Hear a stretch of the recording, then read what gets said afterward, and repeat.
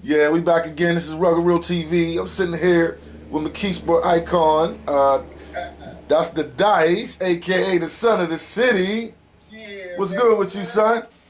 What's ain't nothing, man. You know how we do, Paul Maxing and relaxing, chilling and cooling. Yeah. What's going on with you, Rugged Real? You know, same things. I'm watching your mood. You know. I'm interviewing you. Look here, you know I got skills now. It's all good, baby. It is what it is. It is. Huh? I'm just having fun with this right now. And you look like you having a ball, man. You got the video dip now. You got songs all over the internet. You got people trying to work with you from all over the world. I mean, how did this happen, young man? Talk to me. Yeah, okay, well we interviewing you right now. All right, We'll flip the tables another time. Script a little bit. We can flip the script a little bit. Yeah. All right, check it out. So let's tell the people where you from, man. From McKee City, McKee Sport, representing Pittsburgh. Though. You know, I hold it down for the whole Western PA. You know how I do. No doubt, no doubt. So when did you start rapping and become serious with it? Wow, we talking. We go back to the 80s on y'all. I'm old school with mine. Yeah. We go back to the 80s on y'all. You know what I mean? Became serious. Let me see. In the 20s, in my 20s, I think. I went hard on. You know, had a couple record deals on the table. You know what I mean? Some things, some lucrative things, some things I fell back from. You know what I mean? Because also with the 20s came my kids. So, you know, I had to make a decision as an adult, a responsible decision to raise mine instead of chasing the dream. You know what I mean? No doubt, no doubt. Okay. So what's going on for DYCE right now? Man, get ready to make my comeback, man. I'm emerging on the scene. I'm coming back as the king. Tell King Lit to give me my crown back. You know what I mean? Let him borrow it for a while. I'm coming back to get that. You know what I mean? Okay. You know, we about to set this whole blacklist movement off again, man. And Yes, you know, sir. We need you on a couple of tracks there, young man. No doubt, no doubt. Shout out to King Lit anyway. That's what's up. Word up. So who in the game or even underground that you haven't worked with that you would like to work with? Man, I'm only working with you. Hold on 1 second.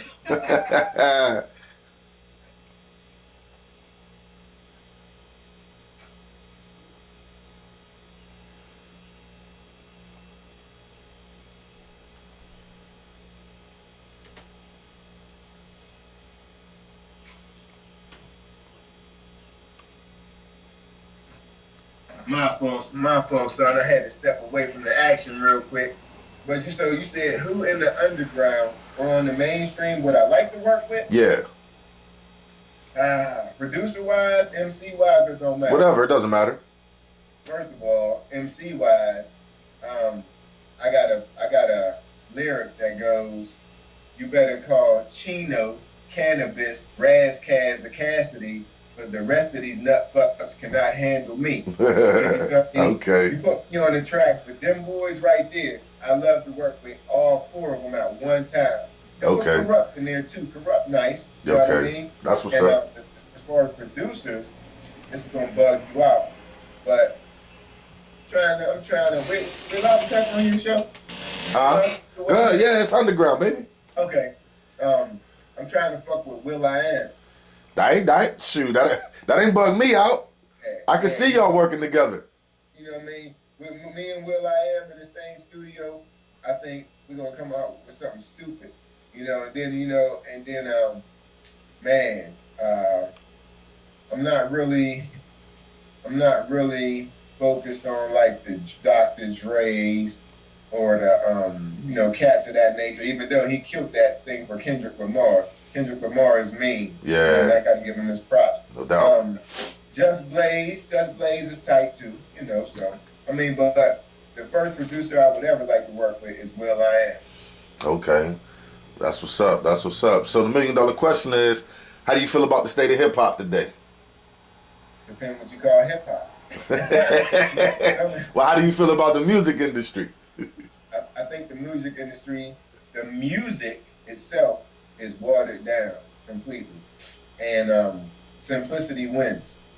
And the more garbage that you spill, the more people are attracted to it. I ain't know people like dirt.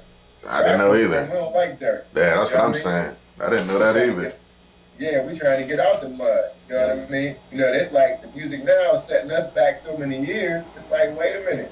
We supposed to be coming out of the hood. Why we keep going back to the hood? You know what I mean? Half them cats that's rapping about the hood, y'all got too much money. Y'all ain't in the hood no more. So what y'all talking about? They ain't even helping the hood. Huh? They're not even helping the hood. No, that's another thing. You know, I always say, man, my first $1 million, man, I'm taking back to the hood. I'm buying computer labs for the ad. You know what I mean? Yes, so sir. them kids need a chance, man. And these cats, like you said, a lot of them ain't reaching back, man. You know, but they still taking from the hood, but they still got these kids trained, and they're looking at them as icons, as role models, and you know, and they're going out spending their money, the little bit of cash, you know what I mean, that they got from working these little jobs here, little job there. But like you said, the big cats that's taking all the money, it's like they're raping the hood. Right. You can't take from the hood and not give back and expect somebody to respect you. Exactly. So I got a history with you from back in the days with Blacklist and you know running with Strictly Biz and all that. Yes, What's who's under the Blacklist fold now? Is same cats or? Same cats. We ain't really reach out to too many people except of course my niece Bella. You know, Bella up under the fold now, and you know we try to keep things tight knit. You know what I mean? We got everything in house now, so we more or less grew on our production side, our video side, our studio side. So instead of inviting more people in the fold, we just made a bigger fold for ourselves. No doubt. That's all. Okay. That's all. So now everything's in house. You know, we do the videos in house, the music in house, we record in house, and we drop bombs on them in house. Okay, that's what's up. That's what's up. No doubt. So if there's anything you could tell any of these kids coming up that want to be rappers, producers, whatever, what would be the one thing you could tell them? Well, actually, as far as telling them, first thing I would actually ask them why they want to be a rapper, why they want to be a producer. That's all they see. There's so many other jobs in the music industry, but we get caught up in trying to be that dude that's on the screen. Well, guess what? The dude on the screen ain't the one making the money. He's the one getting the pennies versus the dollars. See, I teach them mathematics. No doubt. Mathematics. Let me tell you something. Jimmy Iovine, who you think got more money? Eminem, Dre, 50, or Jimmy? Jimmy on all them motherfuckers, so he got it. He got it. Thank you. That's what I'm saying. They all signed to him. Thank you. So, you know, we're taught to idolize the imagery, or the image that's in front of us, instead of the pencil pushing. You know what I mean? The ones that make the decisions. I push them into trying to be the decision makers, because, you know, it's one thing to work for somebody, and all them guys work for Jimmy, and they work for all the record labels, but it's another thing to be the owner. I teach them all to own it. You know what I mean? Bottom line, own your craft. That way, you do it your way, and can't nobody tell you what to do with your craft. Exactly. That's all. No doubt. Man, look here. The rapping and stuff is the easy part. Exactly. The hard part. We've been doing it for years. It definitely is the easy part. It's the business that's the hard part. Business is the hard part. Yeah. But you handling your business, young man. Oh, you know. Checking you out, watching you move. Hey, That's man. a rap. You know, that's coming up under y'all, though. You know what I'm saying? That's coming up under y'all, getting that tutelage and, you know, learning that the business come first. You know, your talent and your craft will be there. You know, that's what I try to tell the young boys now. Like, yeah, because it's naturally you. Yeah. There's no one that can take your nature away.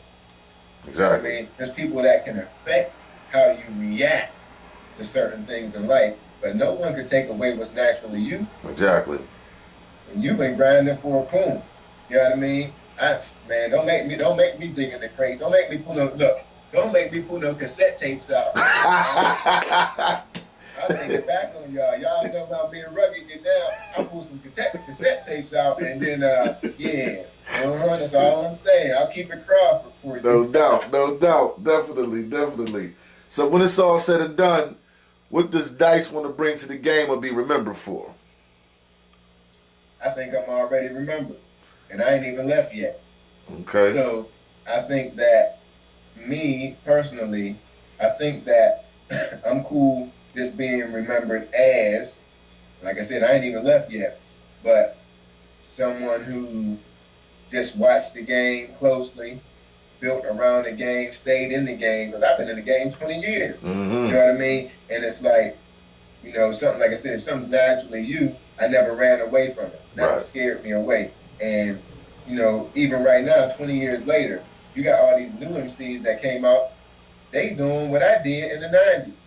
You know what I mean? That stuff's coming on now. That's all the stuff I did in the 90s, so I always was ahead of the game, you know, and that sort of like was not, it was sort of like a thorn in my side because some people weren't ready for me. Exactly. You know, so just remember me as a trendsetter. Okay, you know, that's what's up. I ain't followed the trend. The trend followed me. No doubt. He's just like 10 years behind me. Exactly, yes, sir. I understand that. I mean, you think about some of the stuff, even when Ja Rule came out. Ja Rule came out early 2000s, whatever it was. That's the kind of stuff me and Steph did in the 96. You know what I mean? Yeah. And Santi came out. Me and Steph got joints that was smashed. Some of the stuff they came with, and we did years before them. So it's like, and then, you know, and then it's funny because they all start singing, and they all started doing that. Ja beat came out, then 50 singing all over the records, talk shit on Ja. Hey, I swear I used to say that. So I'm like, and then you got Drake, you know, Drake singing all over the records. And I ain't saying there's nothing wrong with singing on the records. I'm not saying that. But don't talk shit about it when you do it yourself. No doubt, no doubt. Speaking of Steph, I was talking to Steph the other day. I sent her a joint I needed to sing on. She said, well, what do you want me to do? I said, I want you to take her back to the Ghetto Angel joint. You know what I'm saying? The Ghetto Angel that you and DYCE did. Soulful. Yeah, that was probably my favorite joint that I've heard. I heard a lot of music from you. That's probably my favorite joint out of everything. See, ain't that something? Yeah. It was soulful, it was real. You know what I mean? And man, people were just like, damn, okay. And like I said, a lot of people that heard it, they were just like, they ain't know what to do. Exactly. Because they wasn't hearing stuff like that then. You know, so, but I appreciate that. I'm glad you like the joint. No doubt. I'm sure you got it in your files. Yeah, send that to me. Send me some of that old stuff we did too. I got it. Anything on tape, I got to just drop it on CD. Okay, cool. I want a BJB track too, man. Then you need a BJB interview. That way, check it out. You know, I ain't gonna put him on blast because you know we on RUGGID TV right now. No doubt. Check it out. You know, I'm gonna call B and say, RUGGID want to do an interview with you, and then you know you do your interview and you say, oh yeah, by the way, remember that beat you owe me? You know, I'm gonna try to see how that fly because you know BJ don't smoke the bud no more, so I might not be able to get him on that. Yeah, you know, he might be like, real? Like, yeah, B, and then don't worry about got your back. I'm saying, B, man, you forgot to give RUGGID that track. Remember that track? You know, I'll co-sign it for you. Okay. Make sure you kill it. No doubt. I'll make it do what it do. Practice, you know, I'm checking out your moves, and I see you concentrating on a lot of singles now too. Yeah. Which is a good look because the album songs, yeah, they call them mixtapes. Basically, I got enough of them. Yeah. So album songs, don't even concentrate on them no more. Concentrate on hit records. You know what I mean? I tell people all the time, everybody want to do a whole album. Pay for the whole album, man. Look, I'll go in the studio for 2 weeks on one song now if I want to. Exactly. And the thing about it is because it got to be a hit record. I don't even concentrate on, okay, we got 12 beats, so I'm going to write 12 songs in 12 days, which is the kind of shit that I used to do.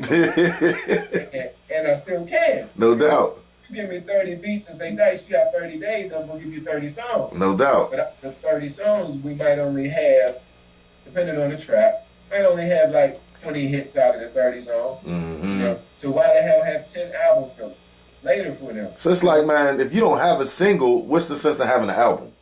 Hello. You know, that's what like these everybody's talking like, man, you know, I'm hood, I'm this, I'm hood too. Mm-hmm. It don't get no hooder than me. You know what I'm saying?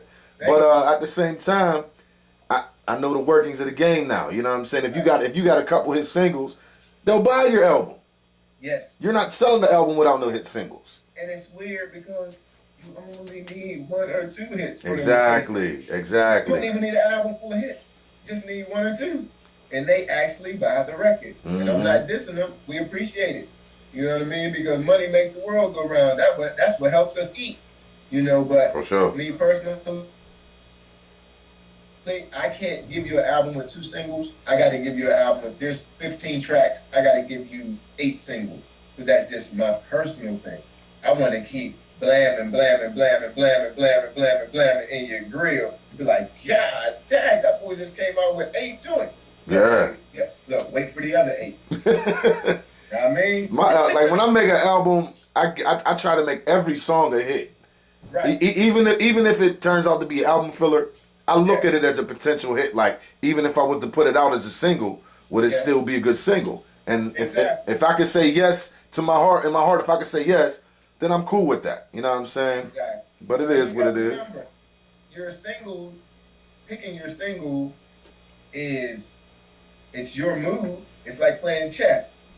But the thing about it is, the one that you don't think is the strongest might not be the strongest in the States, but you still got overseas market. You know what I mean? So, and you drop that single, and it might just be like, it's cool over here, got a little vibe. You go, it hit London, and then go, bloody mad. Yeah. So, I mean, you never know, but as long as you know that, like you said, in your heart, and that's a banger, by the end of the day, that there's nothing else you can do with that track to make it tighter than what it is. As long as you know that, man, you good. No doubt, no doubt. So before we roll out, you got any shout outs you want to give out? Shout out to you. No doubt. You know what I mean? Respect, no doubt. Right now. That's a respect thing. Straight out of Crawfordville. You know what I mean? We're gonna rep that, but Harrisonville, Bailey, the whole port, the whole McKee City, the whole 9 yards, Steel City, baby, stand up. We holding it down. There's a lot of new cats in the game in Steel City. You know, I got my ear to the streets a little bit, and they doing their thing. You know, and I'm gonna give them their props as well. You know what I mean? I'll see them all soon. No doubt, no doubt. So before we roll out, before we go out, man, why don't you give the people a couple bars or something? I was writing. I got some lyrics on a piece of paper. You want to hear? Whatever, man. Hey. Freestyle. They don't do freestyle no more. They don't understand freestyle no more. Nah, everybody say they freestyle their albums now. What you want? I was writing about the projects a minute ago. That's cool. You know, project kids. You still there? I'm here, baby. I'm here. It's acting up a little bit, but we'll get it. I hope it don't shut down.